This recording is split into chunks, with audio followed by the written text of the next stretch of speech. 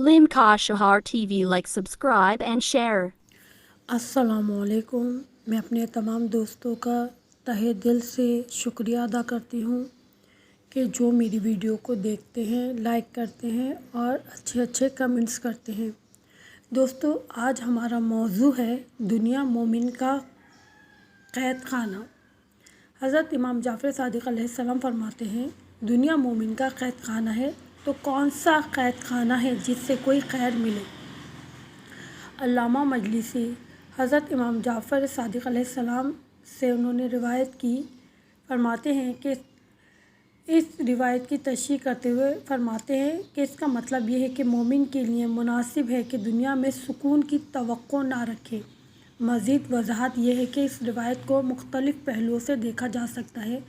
मोमिन अक्सर इस दुनिया में तरह तरह की तकलीफ़ें मुसीबतें बर्दाश्त करता है, तो जहाँ तकलीफ़ें मुसीबतें रंज व अलम हो वहाँ सुकून कैसा।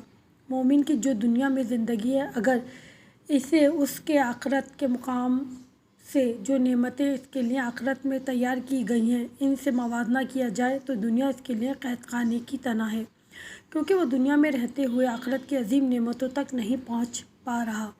मिसाल के तौर पे दुनिया में रहते हुए हज़रत अमीरुल मोमिनीन अलैहिस्सलाम और अहले बैत अलैहिस्सलाम से मुलाकात नहीं कर पा रहा तो क़ैद खाने में है। जब इस क़ैद खाने से आज़ाद होगा तो आखिरत में मुलाकात करेगा। दोस्तों, जब हम परेशानियों में, मुसीबतों में गिरफ़्तार होते हैं, हम यही कहते हैं ना कि हमारी परेशानियाँ कब ख़त्म होगी, हमारी मुसीबतें कब ख़त्म होंगी। तो यही कहा जाता है, जब तक ज़िंदगी है, जब तक हम ज़िंदा हैं, मुसीबतें, परेशानियाँ हमारे दम के साथ साथ हैं। ये दुनिया कितना ही हम आराम के लिए सामान जमा कर लें, कितने ही हम घर में आसाइशों का सामान जमा कर लें, कितनी ही हम हर आसाइश अपने घर में रख लें, मगर कोई ना कोई परेशानी, कोई ना कोई मुसीबत हमारे साथ रहती है। अमीर है तो उसको अपने पैसे छिन जाने का खौफ है, बीमारी लग जाती है।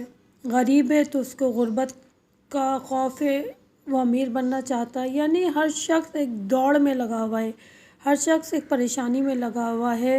ना जाने ये दौड़ कब ख़त्म होगी, ना जाने ये परेशानी कब ख़त्म होगी। जब ख़त्म होगी, जब हम कब्र की तारीकियों में, कब्र के अंधेरे में चले जाएंगे, कब्र में लेट जाएंगे, तो ये तमाम मुसीबतें, ये तमाम परेशानियाँ ख़त्म होंगी। मगर ये जब ख़त्म होगी जब हम इस दुनिया से नेक अमाल लेकर जाएंगे, दुनिया से नेकियां लेकर जाएंगे, ताकि वहाँ हमें राहत और सुकून मिल सके। बस ये सोचिए, वो और हमारी आराम की जगह है तो हमने उसमें आराम करने का सामान जमा किया, उसमें उसको रोशन करने का सामान जमा किया, उसमें राहत से ज़िंदगी गुजारने का सामान जमा किया। बस दोस्तों, हम दुआ करते हैं कि बारिल्लाह हमारे गुनाह कबीरा सग़ीरा को माफ़ फरमा दें, हमारी कब्र की तारीकियों को ख़त्म कर देना, हमारी कब्र को कुशादा कर देना, हमारे गुनाहों को माफ़ फरमा दें। आमीन।